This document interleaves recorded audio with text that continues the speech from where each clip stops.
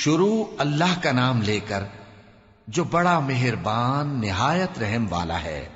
سچ مچ ہونے والی، وہ سچ مچ ہونے والی کیا ہے؟ اور تم کو کیا معلوم ہے کہ وہ سچ مچ ہونے والی کیا ہے؟ وہی کھڑکھڑانے والی جس کو سمود اور عاد دونوں نے جھٹلایا۔ سو سمود تو زبردست زلزلے سے ہلاک کر دیے گئے، رہے عاد تو ان کو نہایت زوردار آندھی سے تباہ کر دیا گیا۔ اللہ نے اس کو 7 رات اور 8 دن ان پر چلائے رکھا، تو اے مخاطب تو ان لوگوں کو اس میں اس طرح گرے ہوئے دیکھتا جیسے کھجوروں کے کھوکھلے تنے، پھر کیا تو ان میں سے کسی کو بھی باقی دیکھتا ہے؟ اور فرعون اور جو لوگ اس سے پہلے تھے اور وہ جو الٹی ہوئی بستیوں والے تھے سب گناہ کے کام کرتے تھے، سو انہوں نے اپنے پروردگار کے پیغمبر کی نافرمانی کی تو اللہ نے بھی ان کو بڑا سخت پکڑا۔ جب پانی طغیانی پر آیا تو ہم نے تم لوگوں کو کشتی میں سوار کر لیا تاکہ اس کو تمہارے لیے یادگار بنائیں اور یاد رکھنے والے کان اسے یاد رکھیں۔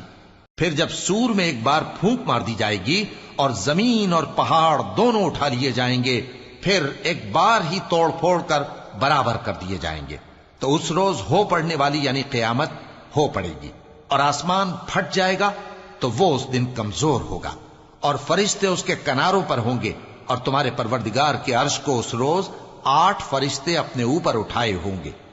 اس روز تم لوگ سب پیش کیے جاؤ گے اس طرح کہ تمہاری کوئی پوشیدہ بات چھپی نہ رہے گی۔ اب جس کا اعمال نامہ اس کے داہنے ہاتھ میں دیا جائے گا وہ دوسروں سے کہے گا کہ لیجئے میرا نامہ اعمال پڑھیے، مجھے یقین تھا کہ مجھ کو میرا حساب کتاب ضرور ملے گا۔ پس وہ شخص من مانے عیش میں ہوگا، یعنی اونچے باغ میں جس کے میوے جھکے ہوئے ہوں گے۔ ان سے کہا جائے گا کہ جو اعمال تم ایام گزشتہ میں آگے بھیج چکے ہو ان کے عوض مزے سے کھاؤ اور پیو۔ اور جس کا نامہ اعمال اس کے بائیں ہاتھ میں دیا جائے گا تو وہ کہے گا اے کاش مجھ کو میرا اعمال نامہ نہ دیا جاتا اور مجھے معلوم نہ ہوتا کہ میرا حساب کیا ہے۔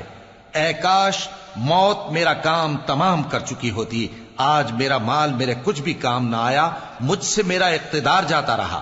حکم ہوگا کہ اسے پکڑ لو، اب اسے طوق پہنا دو، پھر دوزخ کی آگ میں اسے جھونک دو، پھر زنجیر سے جس کی لمبائی 70 گز ہے جکڑ دو۔ یہ نہ تو اللہ عظمت والے پر ایمان لاتا تھا اور نہ فقیر کے کھانا کھلانے کی ترغیب دیتا تھا، سو آج اس کا بھی یہاں کوئی دوست نہیں اور نہ اس کے لیے کوئی کھانا ہے سوائے زخموں کے دھون کے، جس کو گناہگاروں کے سوا کوئی نہیں کھائے گا۔ سو میں ان چیزوں کی قسم کھاتا ہوں جو تم کو نظر آتی ہیں اور ان کی جو تمہیں نظر نہیں آتی، کہ یہ قرآن ایک معزز فرشتے کا پہنچایا ہوا کلام ہے، اور یہ کسی شاعر کا کلام نہیں، مگر تم لوگ بہت ہی کم ایمان لاتے ہو، اور نہ کسی کاہن کا قول ہے، لیکن تم لوگ بہت ہی کم غور و فکر کرتے ہو۔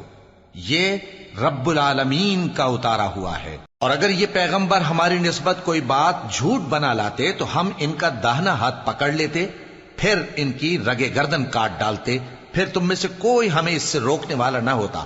اور یہ کتاب تو پرہیزگاروں کے لیے نصیحت ہے، اور ہم جانتے ہیں کہ تم میں سے بعض اس کو جھٹلانے والے ہیں۔ نیز یہ کافروں کے لیے موجب حسرت ہے، اور کچھ شک نہیں کہ یہ یقین کرنے کے لائق ہے۔ سو تم اپنے پروردگار عظیم کے نام کی تسبیح کرتے رہو۔